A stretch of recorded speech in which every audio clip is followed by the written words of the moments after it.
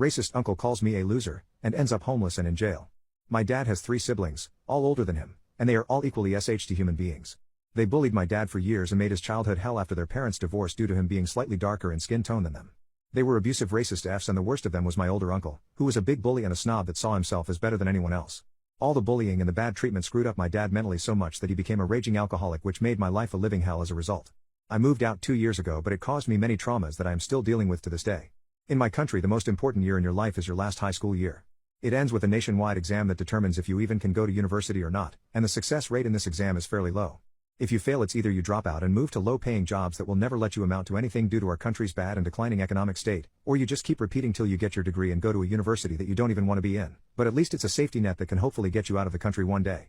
Things didn't go well for me due to family issues and me having undiagnosed ADHD at the time that was causing me a lot of academic problems at the time without me knowing the cause. It goes without saying that year ended in me failing the exam, and due to the importance of that exam, people saw it as a shame and kind of a big letdown.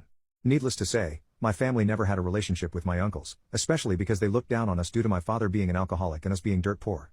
Bear in mind they stole all of what my dad inherited from his father, including a house and a piece of land that could have lifted us at least to a middle-class level. Lo and behold, my big uncle that I last saw when I was 7 came to visit us 3 days after I failed my diploma.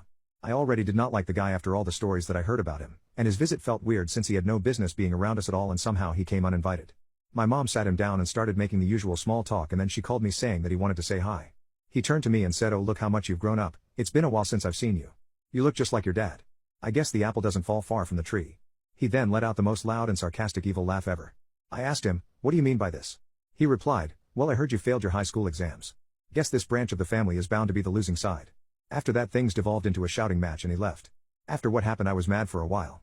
I couldn't forget the humiliation and I decided that one day I would exact some revenge, and I began my plotting. Update: racist uncle calls me a loser, and ends up homeless and in jail. I did some digging until I discovered that all of my uncle's business and assets were in his wife's name, and he basically owns nothing due to him committing tax fraud and scamming his former business associate out a lot of money before declaring bankruptcy. I came into contact with former employees that agreed to testify if this poop ever came to court that he treated them like absolute trash while they worked for him. Moving forward a few months, he came to our house again to speak to my dad because he wanted to make a golden custom ring for his daughter on her 10th birthday, and my dad is a jeweler. While he was in our house, he called out for me asking for a phone charger because his phone is dying. At that moment I almost jumped out of glee. It was my chance to get his phone and dig around and maybe find any documents or emails that could be used later in the police case I was assembling against him. I told him I don't have a brick, but I could charge his phone with a cable from my laptop.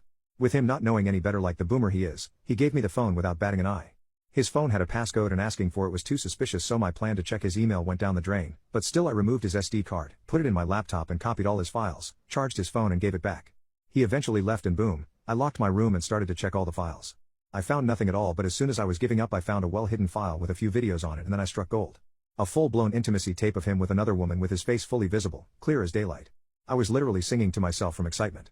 For a few weeks I made a Facebook account that made it look like it's his mistress's account and made a bunch of other accounts that looked like friends and family commenting and interacting with her. After that I added his wife and texted her saying that I was her husband's mistress. She did not believe me at first until I gave her a lot of personal info that I knew about him, told her that he lied and said they were divorced and promised me marriage. She requested to talk to me on the phone, so I made a female friend help out by landing me her voice. His wife was destroyed and I sent her the intimacy tape as proof. After that she filed for divorce immediately and sued him for infidelity, which lost him custody and visitation rights for his girls. She took everything from him, even the house and all his money and assets that were in her name. Overnight he became homeless with nothing to his name, but that was not enough for me. I met up with his former business partner through a former employee who especially hated my uncle's guts and told him everything, and that the employees are willing to testify against him in court. The business partner agreed to file a lawsuit. The cherry on the top came when his ex-wife testified that he threatened her safety and her kids' safety if she did not let him put the assets in her name by force. She literally pulled out phone recordings that she had of him being abusive and him saying that he will unalive them all if she did not let him basically use her as a tax evasion tool. Due to their previous divorce case, the judge needed to hear no more, and that man got hit by 15 years in jail so fast that he couldn't even comprehend what happened. Just to rub some more salt in the wound, I visited him in jail a year ago and I just said one sentence: "This would have never happened if you just did not call me a loser."